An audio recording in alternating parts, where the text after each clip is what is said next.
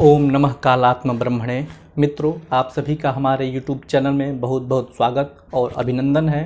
आज हम एक ऐसे शास्त्रीय विषय को लेकर के उपस्थित हुए हैं जिसका ज्योतिष शास्त्र में प्रभूत प्रमाण तो उपलब्ध नहीं होता, किंतु समाज में वह अत्यंत प्रचारित और प्रसारित है। जैसा कि हम जानते हैं, ज्योतिष शास्त्र एक काल विधान परक शास्त्र है। वह काल की दीर्घतम इकाई से लेकर के सूक्ष्मतम इकाई का गहन अध्ययन करता है। इसी क्रम में जब हम देखते हैं तो वर्ष, मास, पक्ष, दिन, तिथि, वार, नक्षत्र, योग, करण और मुहूर्त इत्यादि अनेक विषयों को संशोधित करने के पश्चात किसी भी शुभ कार्य हेतु एक मुहूर्त विशेष का चयन किया जाता है। तो इसी क्रम में जब हम देखते हैं तो हमारे समाज में आज एक प्रसिद्ध मुहूर्त अत्यंत प्रचलित और प्रसारित हो चुका है, जिसका नाम है चौघड़िया। इसको हम अष्टमांश वार वेला के नाम से भी जानते हैं। यह चौघड़िया हमारे समाज में कब आया, इसकी समाज में उपयोगिता क्या है, शास्त्रों में इसका प्रभुत प्रमाण क्या है, इसका शुभाशुभत्व विवेचन क्या है, किस किस देश विशेष में यह ग्राह्य है और किस किस कर्म विशेष में यह ग्राह्य है, इसका शुभाशुभत्व फल इत्यादि क्या है, इन सारे विषयों को आज हम आपके समक्ष इस वीडियो के माध्यम से चर्चा करेंगे। चौघड़िया के ऊपर आपने अनेक वीडियो देखे होंगे, किंतु आज हम आपके समक्ष एक शोधपरक वीडियो इस चौघड़िया के ऊपर ला रहे हैं। हमारा विश्वास है कि आप ऐसा वीडियो इसके पूर्व न कभी आपने देखा होगा न कभी सुना होगा। तो आइए आज हम चर्चा करते हैं इस चौघड़िया मुहूर्त के शास्त्रीय प्रमाण के बारे में और इसके इतिहास के बारे में और इसकी जो समाज में उपयोगिता है उसके बारे में, और जो समाज में प्रत्येक कामों में इसको ग्राह्य किया जा रहा है, क्या यह शास्त्रीय है या अशास्त्रीय है। इन सभी विषयों को आज हम आपके समक्ष ज्योतिष शास्त्र के अनेक प्रमाणों के सहित उपस्थापित करेंगे। कृपया आप हमारे वीडियो को पूरा जरूर देखें और आपने अभी तक हमारे चैनल को सब्सक्राइब नहीं किया है तो आप अवश्य कर लें, क्योंकि यह वह चैनल है जहां पर आपको शोध परक और अनुसंधान परक शास्त्रीय प्रमाणों से युक्त ऐसे विषय उपस्थापित किए जाएंगे जो अन्य किसी भी चैनल पर आपको नहीं मिलेंगे। तो आइए आज हम चर्चा करते हैं। सर्वप्रथम इस चौघड़िया मुहूर्त का जो इतिहास है उस इतिहास को हम समझने का प्रयास करते हैं। मुहूर्त का जो क्रम है वह हमारे संहिता शास्त्र के अंतर्गत आता है। संहिता शास्त्र में इस मुहूर्त का परिगणन किया गया है। जब हम अनेक शास्त्रीय ग्रंथ जैसे मुहूर्त चिंतामणि, मुहूर्त मार्तंड, मुहूर्त पारिजात, मुहूर्त दीपक, मुहूर्त कल्पद्रुम, मुहूर्त सिंधु, मुहूर्त के इत्यादि अनेक ग्रंथ को जब हम देखते हैं तो उन ग्रंथों में कहीं पर भी चौघड़िया नाम से कोई भी प्रामाणिक श्लोक हमें प्राप्त नहीं होता है, किंतु विशेष करके चौघड़िया का जो व्यवहार होता है वह व्यवहार जो है यात्रा में विशेष रूप से होता है।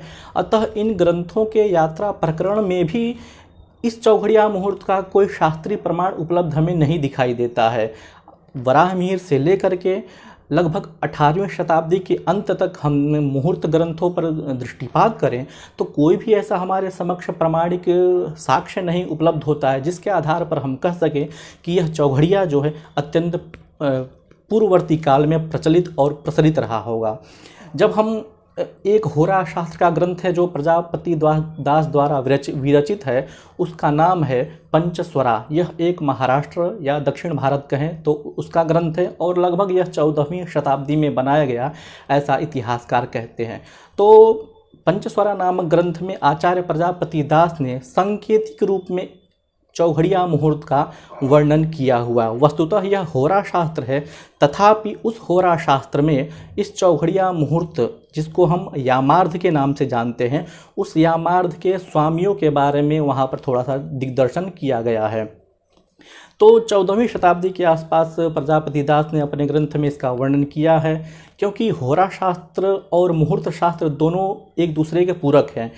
जब हम एक उदाहरण लेते हैं तो जैसा मुहूर्त शास्त्र में प्रयोग किया जाता है, कुलिक काल को हम शुभ कामों में त्याग कर देते हैं, उसी प्रकार से कुलिक मुहूर्त में किसी का जन्म होता है तो उसके लिए भी हम शुद्धि का विधान करते हैं। तो इसी प्रकार से ज्योतिष शास्त्र के जो स्कंद हैं वो आपस में एक दूसरे के पूरक हैं। तो प्रजापति दास द्वारा जो यामार्ध के स्वामियों का वर्णन किया गया है कि प्रथम यामार्ध का स्वामी यह होगा, द्वितीय यामार्ध का स्वामी यह होगा, तो उसके आधार पर हम कह सकते हैं कि सर्वप्रथम जो है प्रजापति दास द्वारा विरचित ग्रंथ पंचस्वरा में इस चौघड़िया का संकेत प्राप्त होता है। किंतु वहाँ पर उद्वेग, चर, लाभ, अमृत काल, शुभ और रोग, ये जो चौघड़िया के नाम हैं उन चौघड़ियों का नाम उस ग्रंथ में नहीं दिया गया है, केवल उसके यामार्ध के स्वामियों के बारे में दिया गया है। और यामार्ध के स्वामियों के स्वभाव के अनुरूप ही चौघड़िया का नामकरण हमारे शास्त्रों में किया गया है, जो हम आपके समक्ष आगे इस पर चर्चा करते हैं। उसके पश्चात जब हम देखते हैं तो 19वीं शताब्दी में काशी नरेश के राज ज्योतिषी पंडित रामदीन दैवज्ञ, जिन्होंने एक अत्यंत ही संग्रह ग्रंथ बृहद दैवज्ञरंजनम का निर्माण किया है, उस ग्रंथ के मुहूर्त प्रकरण में भी उन्होंने इसका क्रम दिया हुआ है। चौघड़िया का केवल चक्र उन्होंने निर्मित किया हुआ है, किंतु चौघड़िया का प्रमाण उन्होंने वहाँ पर नहीं दिया है। किंतु उनमें रात्रि की चौघड़िया का मान पृथक है, हम इसका चर्चा आगे करेंगे। इसके पश्चात जब हम देखते हैं तो आधुनिक जो ज्योतिषकर्ता हैं, ज्योतिष ग्रंथ के कर्ता हैं, जैसे जगजीवन दास का एक ग्रंथ है, एक पुस्तक है जिसका नाम है ज्योतिष रहस्य। उस पुस्तक में उन्होंने इस चौघड़िया मुहूर्त के प्रमाण के बारे में उल्लेख किया है, किंतु वह प्रमाण उन्होंने कहाँ से उद्धृत किया इसका उन्होंने कोई दिग्दर्शन नहीं दिया हुआ है। इसी प्रकार से महाराष्ट्र का एक पंचांग है दाते पंचांग, उस पंचांग में भी चौघड़िया मुहूर्त के प्रमाण का उल्लेख मिलता है, किंतु वह प्रमाण कहाँ से उद्धृत है उसका भी कोई वहाँ पर निदर्शन नहीं किया गया। इसी प्रकार से BL ठाकुर, बाबूलाल ठाकुर की एक पुस्तक है सचित्र ज्योतिष शिक्षा, उसके मुहूर्त खंड में BL ठाकुर जी ने इसका प्रमाण उपलब्ध तो नहीं कराया है, किंतु उस चक्रों का निर्माण किस प्रकार से किया जाता है और यामार्ध के स्वामी कौन कौन से होते हैं इसके बारे में उसका वहाँ पर स्पष्ट निदर्शन प्राप्त होता है। तो इस प्रकार से हम देखें तो पूर्ववर्ती कालों में चौघड़िया का प्रमाण स्पष्ट नहीं प्राप्त होता है, किंतु उत्तरवर्ती काल या हम कहें कि लगभग 150 या 200 वर्ष पूर्व यह चौघड़िया हमारे समाज में व्याप्त हो चुका है।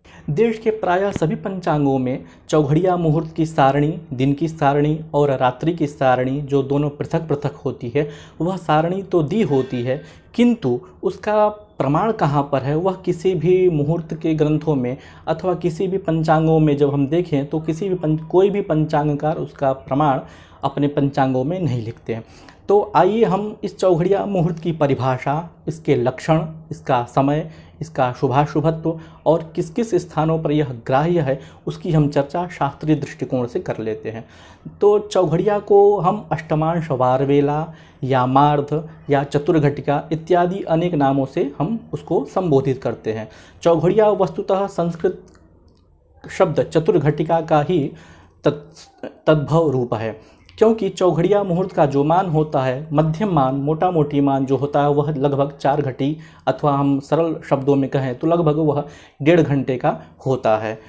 इसमें जब हम सूक्ष्म रूप से अध्ययन करें तो दिन का जो 8वां भाग होता है और रात्रि का जो 8वां भाग होता है वह ही स्पष्ट चौघड़िया का मान होता है। तो इस चतुर्घटिका अथवा एक तरह से कहें कि जब हम याम की व्यवस्था को देखते हैं, दिन में 4 याम और रात्रि में 4 याम, तो इस याम को जब हम 2 भागों में विभाजित करते हैं तो उसको हम कहते हैं यामार्ध। याम मतलब प्रहर और यामार्ध मतलब प्रहरार्ध। तो दिन में 4 याम और रात्रि में 4 याम, तो इस प्रकार से दिन में 8 यामार्ध और रात्रि में 8 यामार्ध, ये 8 यामार्ध विभाजित किए गए हुए हैं। अब इस 8 यामार्धों के पृथक पृथक स्वामी निर्दिष्ट किए गए हैं। सरल शब्दों में हम कहें तो ग्रहों का जो भूकेंद्रिक कक्षा क्रम है उसी कक्षा क्रम से इन 8 यामार्धों के स्वामियों का विभाजन किया गया है। और सरल शब्दों में कहें, वार की परिभाषा में कहें तो दिन के जो छठा क्रम होता है उस छठे क्रम के अनुसार ही प्रत्येक यामार्धपति के खंडों का विभाजन किया जाता है और उन ग्रहों के आधार पर उनके नामों का विभाजन किया गया है। ग्रहों का गुण कैसा है, उसका स्वभाव क्या है, प्रकृति क्या है, उस प्रकृति के अनुरूप ही चौघड़िया मुहूर्त के नामकरणों का विभाजन किया गया है। तो एक उदाहरण हम लेते हैं, उस उदाहरण के माध्यम से इसको समझने का प्रयास करते हैं। जैसे हमें जानना है रविवार को हमें यामार्धपति का परिज्ञान करना है, तो प्रथम यामार्थपति दिन का ही ग्रह होता है। अतः रविवार को प्रथम यामार्थपति या चौघड़िया का मुहूर्त जो है वह सूर्य ग्रह बनेगा, उसका स्वामी जो है सूर्य ग्रह रहेगा अर्थात उद्वेग रहेगा। दूसरा यामार्धपति उससे छठा अर्थात शुक्र बनेगा। तीसरा यामार्धपति शुक्र से छठा अर्थात बुध हुआ। चतुर्थ यामार्धपति बुध से छठा अर्थात सोम हुआ। पंचम यामार्धपति सोम से छठा अर्थात शनि हुआ। षष्ठ यामार्धपति शनि से छठा अर्थात गुरु हुआ। सप्तम यामार्धपति गुरु से छठा अर्थात मंगल हुआ एवं अष्टम यामार्धपति मंगल से छठा अर्थात सूर्य हुआ। इस प्रकार से दिन के 8 यामार्धपतियों का कालखंड विभाजित हुआ। दिन के प्रथम एवं अष्टम यामार्धपति दिन का ही स्वामी होता है। जैसे सोमवार को प्रथम एवं अष्टम यामार्ध का स्वामी चंद्र ही होगा। इसी प्रकार से आगे भी प्रत्येक वारों में समझना चाहिए। इस क्रम में पंचस्वरा नामक ग्रंथ में कहा गया है कि दिवा षट्क क्रमेणैव रात्रौ पंचक्रमेण च वारे शादर्धयामानां पतयः कीर्तिताः बुधैः। अब हम बात करते हैं रात्रि की चौघड़िया की। रात्रि की चौघड़िया में मूलतः 3 प्रमाणांतर उपलब्ध होते हैं, अथवा हम कहें कि 3 मतांतर इसमें उपलब्ध होते हैं।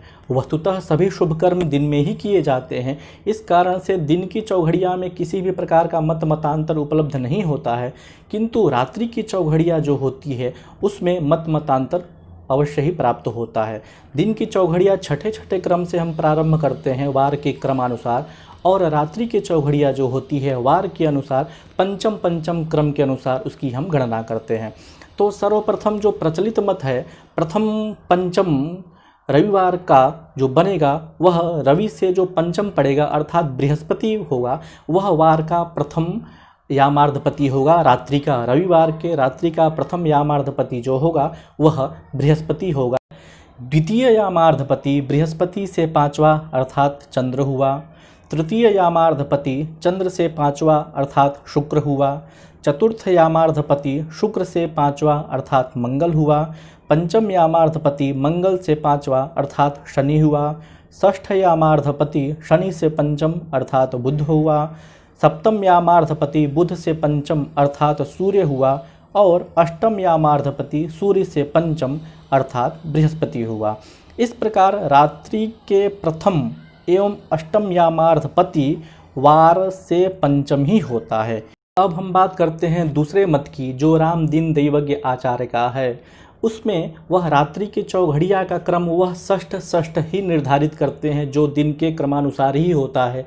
किंतु रात्रि का जो प्रथम यामार्धपति बनेगा वह वारेश नहीं होगा। रविवार का प्रथम यामार्धपति रवि ही होगा, किंतु रविवार की रात्रि का प्रथम यामार्धपति रवि न होकर के उससे छठा अर्थात शुक्र बनेगा। तो यह द्वितीय मत रामदीन दैवज्ञ आचार्य का है। तृतीय मत जो पंचस्वरा ग्रंथ के कर्ता प्रजापति दास का है, वह रात्रि की प्रथम यामार्धपति और अंतिम यामार्धपति अर्थात अष्टम यामार्धपति स्वयं वारेश ही होगा, ऐसा वह निर्देश करते हैं। दिन में भी प्रथम यामार्धपति और अष्टम यामार्धपति वारेश ही होता है, और रात्रि में भी प्रथम यामार्ध का स्वामी और अष्टम यामार्ध का स्वामी स्वयं वारेश ही होगा। यह आचार्य प्रजापति दास का अभिमत है। तो इस प्रकार हम देखते हैं रात्रि के चौघड़िया में 3 महत्वपूर्ण पक्ष प्राप्त होते हैं। इन 3 मुहूर्तों को पंचांगकार अपने अपने परंपरा के अनुसार अपने अपने पंचांगों में इसका उल्लेख करते हैं।